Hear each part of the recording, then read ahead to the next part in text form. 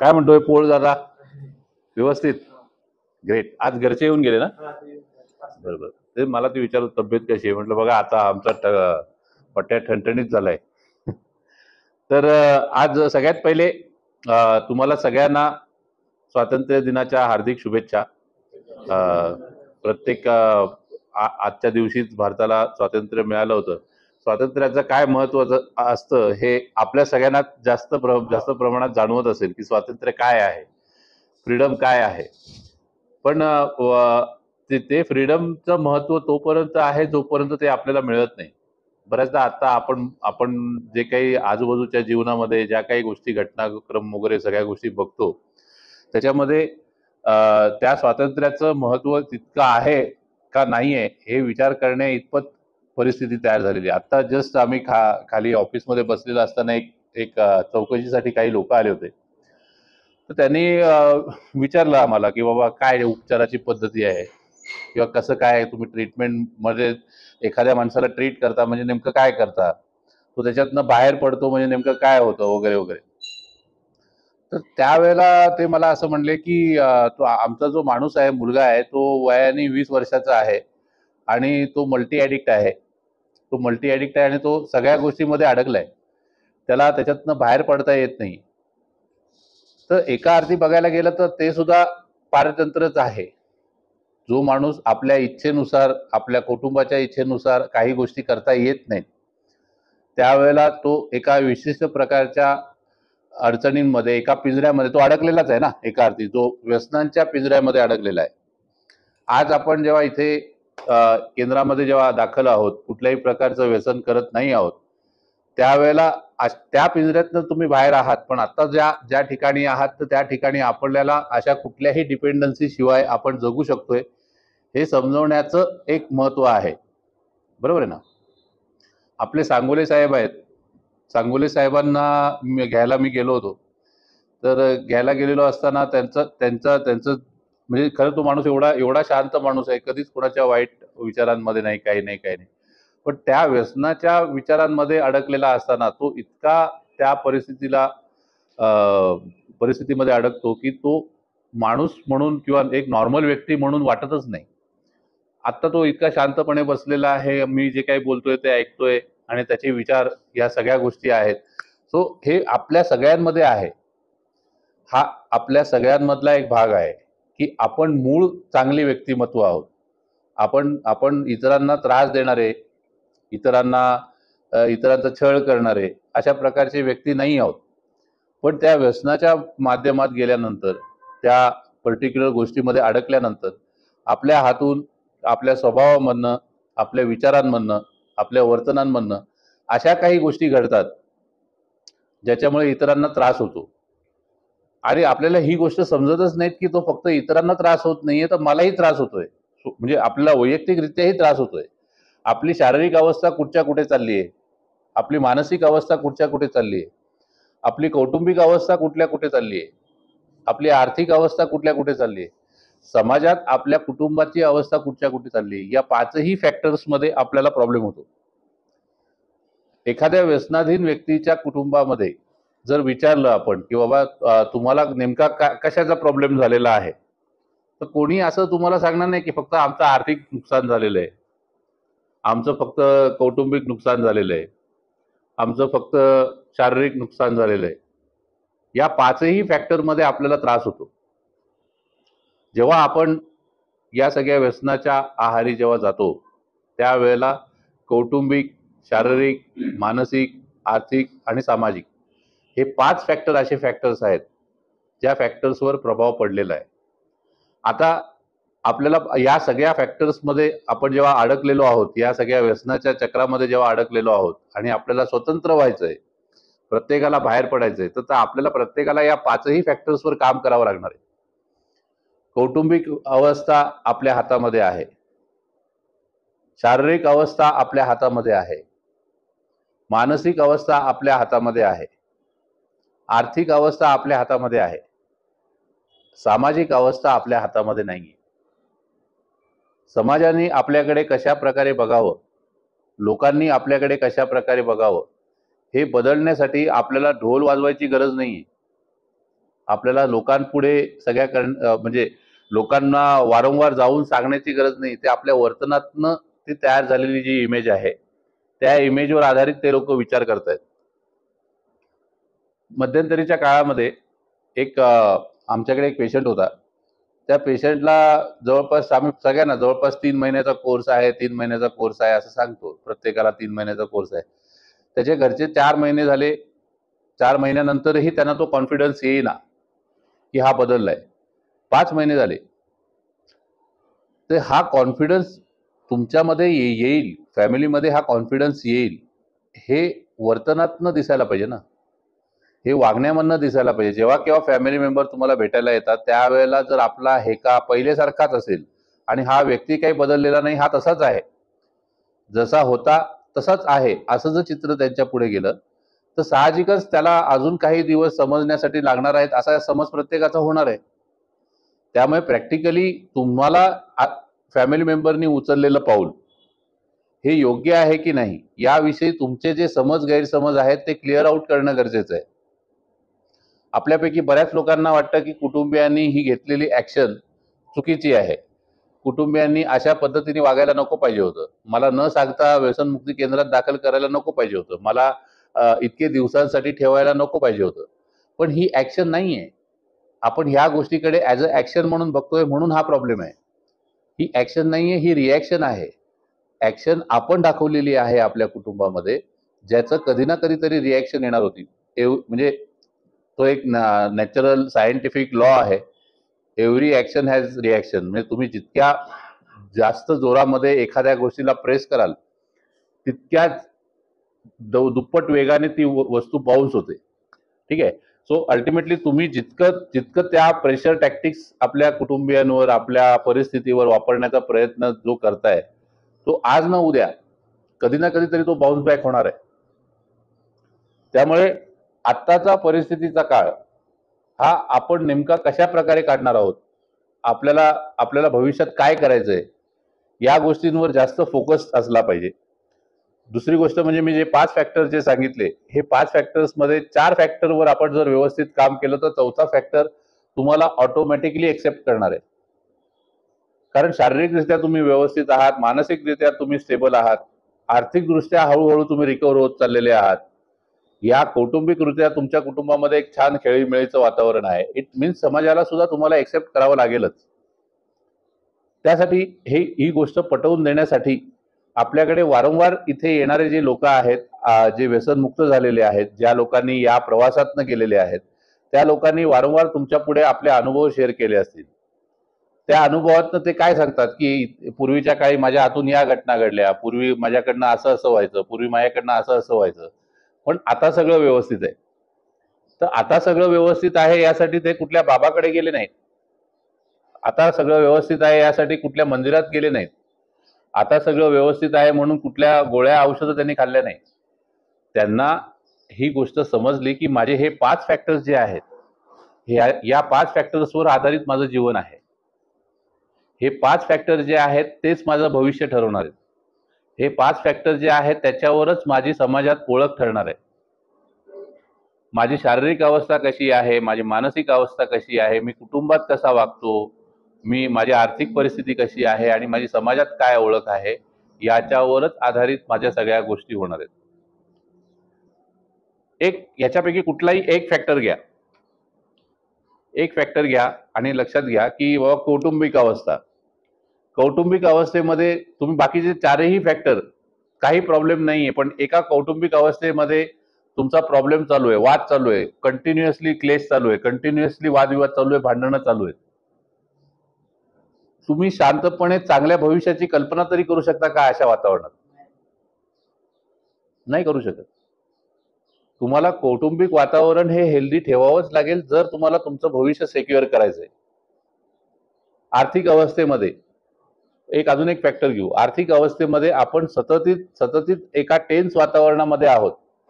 आपल्याला समजत नाही एक्झॅक्टली काय करायचंय, आलेल्या पैशाचं नियोजन कसं करायचंय, माझं कुटुंबाचं भविष्य काय असणार आहे, माझं भविष्य काय असणार आहे, आलेल्या पैशाला मी कशी वाट देणार आहे, या गोष्टीचं काही प्लॅनिंग नाहीये. त्याच्यावर आधारित तुम्ही भविष्य ठरवू शकणार आहात का? त्याच्यावर आधारित तुमचं एक भविष्य सुदृढ असू शकणार आहे का? नाही असू शकणार. सामाजिक फॅक्टर घेऊ. समाजात जर तुमची ओळख एक फसवं व्यक्तिमत्व म्हणून जर झालेलं असेल, समाजात जर तुमची ओळख जर हा वाईट विचारांचा माणूस आहे असं जर ओळख झालेली असेल, तर भविष्यात तुम्हाला चांगल्या अपॉर्च्युनिटी तुमच्या समोर चालून येतील का?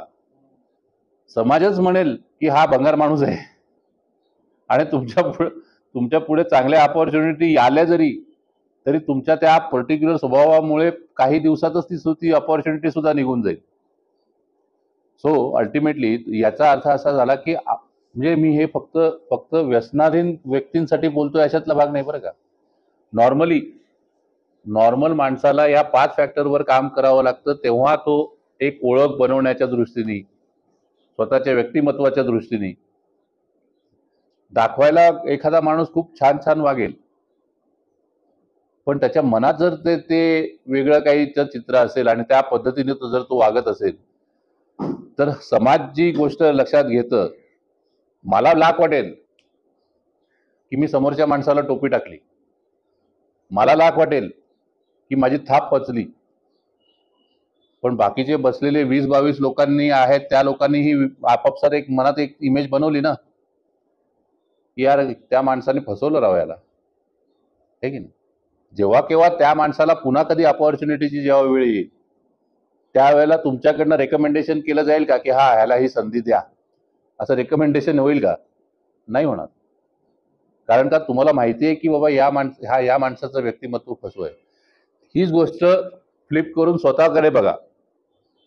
आपण ज्या गोष्टी करतोय, आपण ज्या गोष्टी वागतोय, आपल्या कुटुंबात ज्या पद्धतीने तो क्लेश, वातावरण, आर्थिकदृष्ट्या, सामाजिकदृष्ट्या जो काही विषय चाललेला आहे, या 5 बॅरिकेड्समुळे आपण आज इथे आहोत.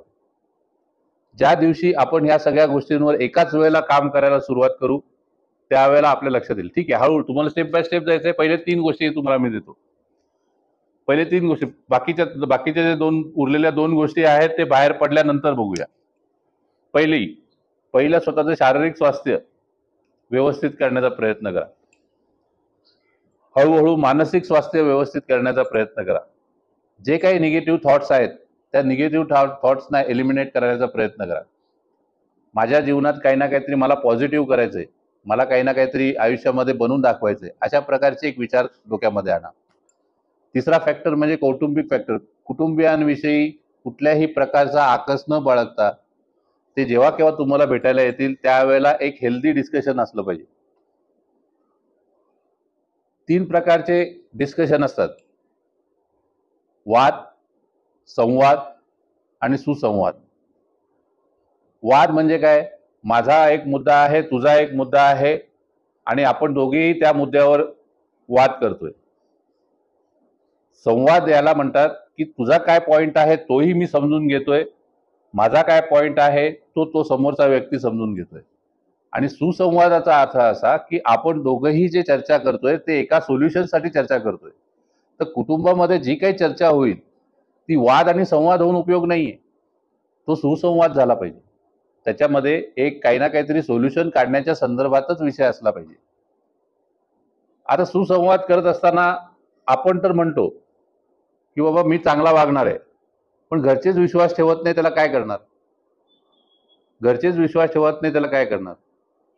प्रश्न असा आहे की हा प्रश्न त्यांना विचारायच्या ऐवजी आपल्या मनाला विचारायचा आहे की ते असं का विचार करतात. कारण पूर्वी तसं वागलोय ना. पूर्वी जर मी तसा वागलो नसतो तर आज ही परिस्थिती आलीच नसती. आपण इतरांना प्रश्न विचारलेच नसते की बाबा हे असं का आहे, हे असं का आहे, हे अशा पद्धतीने का वागतायत, हे अशा पद्धतीने का करतायत. त्यामुळे ज्या वेळेला तुम्हाला हा सगळ्या गोष्टीचा प्रश्न पडेल त्यावेळेला तुम्ही ही गोष्ट अगदी मनामध्ये ही गोष्ट ठेवायला पाहिजे की तो सुसंवाद ठेवत असताना समोरच्या व्यक्तीचं काय म्हणणं आहे आणि त्याच्या मागचा उद्देश काय आहे हे जाणून घेणं फार गरजेचं आहे. ज्याला आपण म्हणतो की दुसऱ्यांच्या भूमिकेत जाऊन बघणं. मी आता जरी इथे बसलेलो असलो तरी सुद्धा मला माहिती आहे की तुम्ही इथे बसलेले असताना तुमच्या मनात काय काय गोष्टी चालू असतील. मी जरी इथे बसलेलो असलो, मी इकडनं ग्रुप सेशन घेऊन बाहेर जरी पडत असलो तरी सुद्धा मला माहिती आहे कुचेकर काय विचार करत असेल, किंवा अमोल कवडे काय विचार करत असेल किंवा वाघे काय विचार करत असेल, या सगळ्याविषयी मला कल्पना आहे. पण बेसिकली प्रॉब्लेम हा आहे की आपण त्या भविष्याच्या दृष्टिकोनाने आपण विचार करायला सुरुवात केलेली आहे का? भविष्याच्या दृष्टीने विचार करायला सुरुवात केलेली आहे का? जर ज्या दिवशी भविष्याच्या दृष्टीने विचार करायला सुरुवात केलेली आहे, त्या दिवशी आपलं वागणं, आपलं वर्तन, आपला हावभाव, आपले विचार सगळ्या दृष्टीने बदलतील. पण आज या क्षणाला सुद्धा आपण आत्तापुरती विचार करतोय. मला आत्ता काय पाहिजे? मला आत्ता इकडनं बाहेर पडायचंय. मला आत्ता इथे काय पाहिजे? ज्या दिवशी आपण 1-2 वर्षानंतर, 5 वर्षानंतर, 6 वर्षानंतर, 10 वर्षानंतर मी स्वतःला कुठे बघतो, अशा पद्धतीचे विचार ज्या वेळेला तुमच्या मनामध्ये विचार यायला लागतील, त्यावेळेला तुम्ही ते प्लॅन करायला सुरुवात कराल की हां, या कामासाठी हा व्यक्ती मला मदत करू शकतो. मला या व्यक्तीला सोबत राहावं लागेल. मला घरच्यांना घेऊन पुढे जायचंय किंवा मला माझं वागणं कसं असणार आहे, मी काम कुठे करणार आहे, पैसे सेव्हिंग कसे करणार आहेत. आत्ताच्या कंडिशनमध्ये आपल्याकडे असे बरेच लोक आहेत ज्यांचं फायनान्शियल बॅकग्राऊंड खूप छान आहे.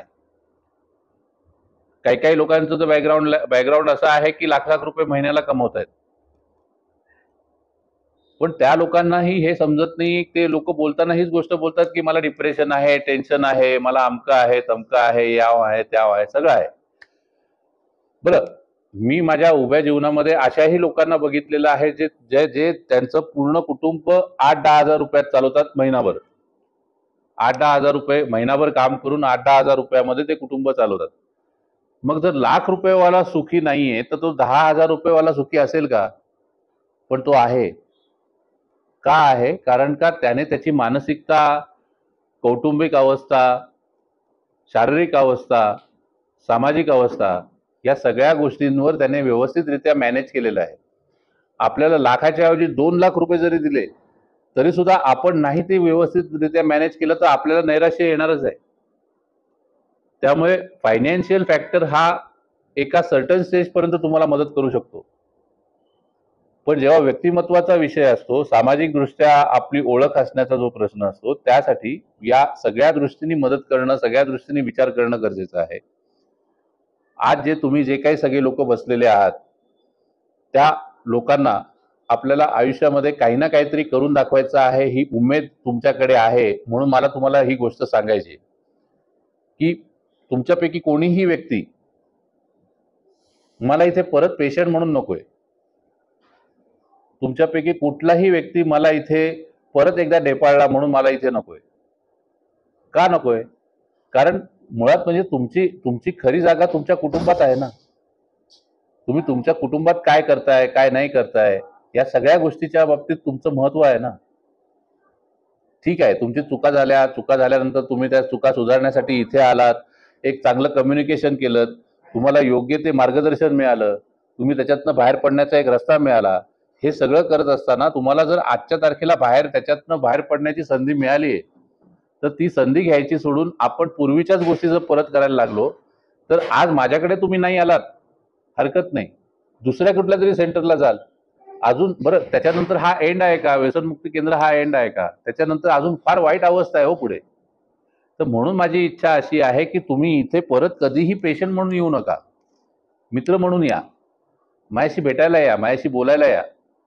आपण दोघं मिळून काही ना काहीतरी एक छान प्लॅन करू, काही ना काहीतरी गोष्ट व्यवस्थित काहीतरी छान बनवू आपण, व्यवस्थित छान पद्धतीने. पण हे हेल्दी, त्याला पण पुन्हा जो मी तुम्हाला पहिले सुरुवातीला सांगितलं की आपल्यामध्ये तो सुसंवाद असला पाहिजे. बरोबर आहे? आपल्यामध्ये तो सुसंवाद जर असेल तर त्या गोष्टीवर आपल्याला काम करता येईल. आणि पहिली गोष्ट म्हणजे जे मला मिळतंय त्यात मला समाधानी होता आलं पाहिजे. तर त्या स्वातंत्र्याचं महत्व आहे. सतत कुठल्या ना कुठल्या तरी गोष्टीच्या मागे पळत राहिल्याने ती मानसिक स्थिरता निघून जाणार आहे. एक उदाहरण म्हणून मी एक उदाहरण म्हणून सांगतो की खरं ती एक ऍक्टिव्हिटी आहे, पण आपण ठीक आहे, मी तोंडीच सांगतो की समजा तुम्ही प्रत्येक माणूस एका फिरायला गेलेले होतात आणि एका वाळवंटामध्ये अडकलात. एकटे आहात, वरती रखरखीत ऊन चाललेलं आहे, ठीक आहे, पाय भाजतायत, तहान लागली, घशाला कोरड पडली. आणि कोणीच पाणी दिसत नाहीये. जे काही लांबून दिसतंय ते मृगजळासारखं आहे. त्या ठिकाणी गेल्यानंतर मला पाणी मिळत नाही. अचानक एक माणूस आला, त्याच्याकडे पाण्याच्या बाटल्या आहेत. तो म्हणला, मी तुझी तहान भागवतो, तुला तुझी तहान भागेल एवढं तुला पाणी देतो, पण माझी एक अट आहे, जोपर्यंत मी पाणी देत राहीन तोपर्यंत ते तुला पीत राहावं लागेल. तो म्हणतो चालेल, हरकत नाही. तुम्ही साहजिकच मला असं वाटतं की त्यावेळेला तहान भागवणं हा पहिला इम्पॉर्टंट विषय आहे ना, तो तुम्ही मान्य कराल. आय एम शुअर की तहान भागवणं हा माझा अल्टिमेट उद्देश आहे. मला जगायचं असेल तर मला तहान भागवली पाहिजे. म्हणून तुम्ही ती पहिली पाण्याची बाटली घ्याल, गटा गटा गटा गटा गटा पिऊन आपली तहान भागवाल. दुसरी बाटली तुमच्या पुढे येईल, ती सुद्धा त्यांनी शब्द दिलाय म्हटल्यानंतर प्यावी लागणार म्हटल्यानंतर ती सुद्धा बाटली प्याल. तिसरी बाटली आल्यावर काय होईल? तिसरी बाटली तरी सुद्धा जबरदस्ती प्याल. मी तर म्हणतो चला ढकलून ढकलून प्याल. चौथी बाटली आल्यावर काय कराल? चौथी बाटली पाण्याची प्यायची असेल तर काय होईल?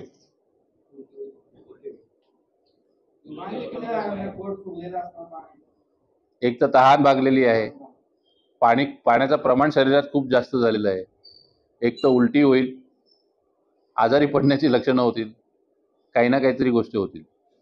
याचा अर्थ असा झाला, ज्या वेळेला वाळवंटामध्ये आपण उन्हात तडफडत फिरत होतो त्यावेळेला पाणी मिळणं हे आनंदाची व्याख्या होती, हे आनंद देणारी गोष्ट होती. पण त्या आनंदाचा लिमिट तेवढाच आहे जोपर्यंत माझी तहान भागली.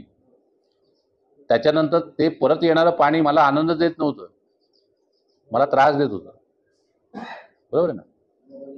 मला एका सर्टन लिमिटपेक्षा जास्त एखादी गोष्ट होणं हे सुद्धा अतिरेकच आहे. याचा अर्थ ते पाणी जे एकेकाळी मला फक्त आनंद मिळवण्यासाठी म्हणून मला हवंय हवंय हवंय हवंय असं वाटत होतं, त्याने मला शेवटी शारीरिकरित्या त्रास द्यायला सुरुवात केली.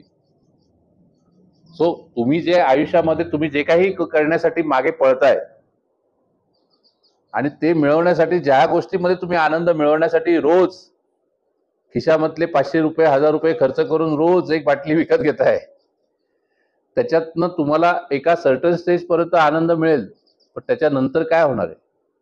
आपल्या शरीराला, आपल्या मनाला, आपल्या सायकोलॉजीला, या सगळ्या गोष्टीला कुठे ना कुठेतरी तो त्रास होणार आहे. त्याच्यामुळे अशा ज्याला आपण म्हणतो की बाबा जे व्हर्च्युअल आहे आनंद, जो कुठे ना कुठेतरी अस्तित्वात नाहीच आहे पण आपल्याला वाटतंय ते आहे म्हणून आपण त्याच्या मागे पळतोय, अशा गोष्टीच्या मागे पळणं थांबवा.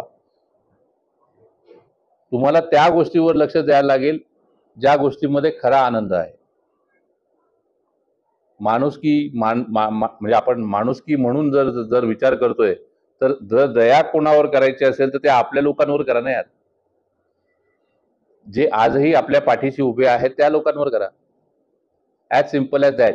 सो आता तुम्हाला या सगळ्या गोष्टीचं महत्व इथे बसल्यानंतर तुम्ही जेव्हा प्लॅन कराल, बाहेर पडल्यानंतर काय करायचंय काय नाही करायचंय, भविष्याबाबतीत माझं काय असणार आहे, माझी वाटचाल कशी असणार आहे, मी कोणाला जवळ करणार आहे, कोण माझे मित्र असणार आहेत, कोण माझे शत्रू असणार आहेत, या सगळ्या गोष्टींविषयी विचार करण्याची संधी तुम्हाला आज या ठिकाणी मिळते.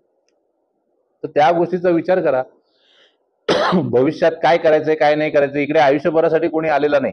पहिली गोष्ट, प्रत्येकाचा एक सर्टन पिरियड आहे. त्या सर्टन पिरियड नंतर प्रत्येक व्यक्ती आपापल्या घरी जाणार आहे. पण घरी गेल्यानंतर काय करायचंय काय नाही करायचंय याविषयी तुम्हाला प्लॅन सुद्धा करावे लागतीलच ना. तर त्या दृष्टीने विचार करा. It is simple. ठीक आहे. बहुतेक मी जे काही सेशन्स घेतो तुमच्या पुढे, त्या सेशन्सचा प्रभाव चांगल्या रीतीने होतोय. त्याच्यामुळेच आज जे कोणी लोक आपल्या इकडनं आता डिस्चार्ज होऊन गेलेले आहेत ते लोक आज चांगले राहत आहेत. ते लोक रेग्युलर संपर्कात आहेत. मला ते फोन करतात, आज आम्ही चांगलं राहतोय, आज आम्ही असं करतोय, आज आम्ही तसं करतोय, आज आम्ही कुटुंबाबरोबर बाहेर फिरायला गेलो वगैरे वगैरे. ते सगळं छान वातावरण असणार आहे. पण हे टेम्पररी नकोय मला. तुम्हाला सुद्धा हे टेम्पररी वातावरण नाही वाटणार, नाही आवडणार. ते लॉंग टर्म साठी असायला पाहिजे, आयुष्यभरासाठी असायला पाहिजे. तर त्या गोष्टीचं महत्व आहे. तर तुमचं इथे येण्याचं उद्देश सार्थकी लागला असं आपण म्हणू शकतो. अदरवाईज त्या लोकांनी, घरच्या लोकांनी जे काही पैसे इथे भरलेले आहेत, जे काही तुमच्या वैयक्तिक प्रगतीसाठी काय काय गोष्टी केलेल्या आहेत, त्या गोष्टीला काही अर्थच राहणार नाही ना. त्यामुळे मला असं वाटतं की जो काही तुम्हाला ज्या गोष्टी करायच्या आहेत भविष्याच्या दृष्टीने, त्या गोष्टीच्या बाबतीत विचार करा. प्रत्येक फॅमिली मेंबर तुमच्या बरोबर राहणारा प्रत्येक फॅमिली मेंबर माझ्या टचमध्ये आहे. मला रेग्युलरली फोन करून विचारतात की त्याचं कसं चाललेलं आहे, तो सुधारतोय की नाही, तो अमकं करतोय की नाही, तो काय करणार आहे, पुढे गेल्यानंतर भविष्यात काय असणार आहे, पुढे आमच्याकडनं त्याला काही गोष्टी द्यायच्या आहेत का. तर त्यामुळे त्यांना ज्या गोष्टी सांगायच्या त्या पद्धतीने मी सांगतोय, आणि प्रत्येकाचा तो टाइम फ्रेम, तो दिवस ठरलेला आहे. त्यामुळे तो दिवस जाणार आहात तुम्ही, ठीक आहे, पण तो दिवस आजच असावा. मी पुन्हा म्हटलं ना की आपण 5 वर्षानंतर 10 वर्षानंतरचा विचार करतच नाही. आज, आत्ता, ताबडतोब जे काय व्हायचं ते आत्ता होईल. या घाई गडबडीच्या निर्णयामुळे आपण बऱ्याचदा स्वतःचं नुकसान करून घेतो आणि भविष्याचा विचार करत नाही की मी आज जी ऍक्शन घेतली त्याचा इम्पॅक्ट भविष्यात काय होणार आहे. त्यामुळे भविष्यात जर मला माझं भविष्य, माझा विचार, माझ्या सगळ्या गोष्टी जर व्यवस्थित असाव्यात असं जर मला वाटत असेल तर मला आत्तापासूनच त्याच्या पाया रचायला सुरुवात करायला पाहिजे. तर ती एक चांगली इमारत तयार होईल, तर ती एक आयुष्य एक बिल्ड केलं आपण चांगल्या पद्धतीने असं म्हणता येईल. सो मोस्ट प्रॉबेबली इथे असणाऱ्या प्रत्येकाने ही प्रगती दाखवलेली आहे. मी जेव्हा केव्हा येतो त्यावेळेला मला दिसतं की आज आपल्याकडची मित्रमंडळी जी आहेत ते खूप चांगल्या पद्धतीने राहत आहेत, खूप चांगल्या पद्धतीने विचार करतायत, आणि मी कोणाच्याही ऍक्शन्स नुसार माझी मानसिकता बदलत नाही. एखादा व्यक्ती माझ्याशी वाईट वागला असेल म्हणून मी त्याच्याशी वाईट कधीच वागत नाही. त्याचं कारण असं आहे की मला माहितीये की तो व्यक्ती वाईट का वागतोय. आता परवाच्या दिवशीची गोष्ट आहे, आपल्या सांगोले साहेबांना घ्यायला गेलो होतो. जवळपास आमची आणि त्यांची जवळपास 1 तासभर कुस्ती चालू होती.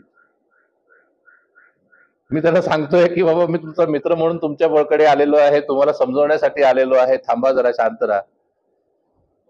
ते त्यांच्या खानदेशी, मला खानदेशी भाषा समजत नाही, पण ते त्यांच्या खानदेशी भाषेमध्ये मला सांगत होते, एकच बुक्की टाकीन ना बे. मी म्हटलं टाक, काही हरकत नाही. पण त्यावेळेला मला माहिती होतं की तो जे काही करतोय तो त्या नशेमध्ये करतोय, आणि आज माझ्याकडे बघून हसतोय. याचा अर्थ आमच्या दोघांमध्ये मैत्री झाली की नाही. मी त्याच्या ऍक्शन्सवर तशा पद्धतीच्या रिॲक्शन दिल्या असत्या तर हे बॉन्डिंग झालं असतं का? नसतं झालं. सो मला माहितीये की जे काही घटना आपल्या हातून घडल्या आहेत इतिहासात, त्या फक्त आणि फक्त त्या इन्फ्लुएन्समुळे घडलेल्या आहेत. तो इन्फ्लुएन्स बाजूला गेला तर ह्याच्यासारखा चांगला, सुशील, सज्जन माणूस कोणी नाही, हे मला माहितीये. त्यामुळे मी माझा स्टँड बदलत नाही. माझा स्टँड मला वाटतं आपला अनिरुद्ध जो आहे, अनिरुद्ध जवळपास मला नाही म्हटलं तरी 8 वर्ष मला ओळखतो, 7-8 वर्ष ओळखतो. 7-8 वर्षामध्ये कधीतरी एकदा असं मला सांग की बाबा माझं कुठल्या पेशंट बरोबर वादविवाद झालाय? कधीच नाही. कधी काही गरजच पडली नाही. का पडली नाही? कारण की मी माझा स्टँड, माझी पातळी मी कधीच घसरू दिली नाही. आपल्याला आपण काय करतोय, आपण काय क्षेत्रामध्ये आपलं सामाजिक स्थान काय आहे, या गोष्टीचं भान असायला पाहिजे. त्यामुळे प्रॅक्टिकली जर बघायला गेलं तर आपण आपल्या व्यक्तिमत्वाला किती उंचीवर न्यायचंय हे आपल्या हातात आहे, आणि किती खाली न्यायचंय हे सुद्धा आपल्या हातात आहे. ओके. सो अल्टिमेटली आपण एक स्टँडर्ड मेंटेन करतोय, त्या स्टँडर्डला सजेस असं वागण्यासाठी. झालं, इतिहासात झाल्या चुका परत त्या चुका परत होणार नाहीत. या गोष्टीला 1-2 वर्षानंतर तुम्ही वाईट व्यक्ती होतात हे सुद्धा विसरलं जाईल. पण तुम्ही चांगलं वागायला तर सुरुवात करा, चांगलं विचार करायला तर सुरुवात करा, लोकांना प्रेम द्यायला तर सुरुवात करा, लोकांना चांगल्या गोष्टीविषयी चर्चा करायला तर सुरुवात करा, तर त्या गोष्टी होतील ना. बरं, आणि या सगळ्या गोष्टी ज्या घडतात त्या कोणाला पद, पैसा, वय या गोष्टी बघून होत नाहीत. हे तुम्ही बघितलं, इथे आलेल्या प्रत्येक माणसाचं बॅकग्राऊंड काहीतरी वेगळं आहे. कोणाचं हॉटेल आहे, कोणाचं दुकान आहे, कोणाची शेती आहे. आपल्या विप्लव साहेबांचं तर वाईन शॉपच आहे.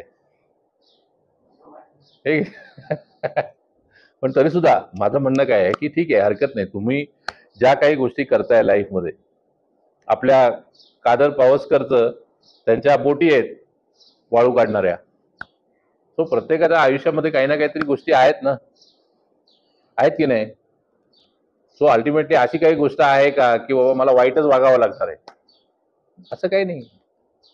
जर असं काही नाहीये तर मग वाईट विचार कशाला? पुन्हा एकदा फॉर अ रिव्हिजन, ग्रुप संपवायच्या आधी 5 गोष्टींवर तुम्हाला काम करायचंय. शारीरिक, मानसिक, कौटुंबिक, आर्थिक आणि सामाजिक. या 5 गोष्टींवर जर तुम्ही व्यवस्थित काम केलं तर ती जी मुठ्ठी तयार होईल त्या मुठ्ठीला कोणी हरवू शकत नाही.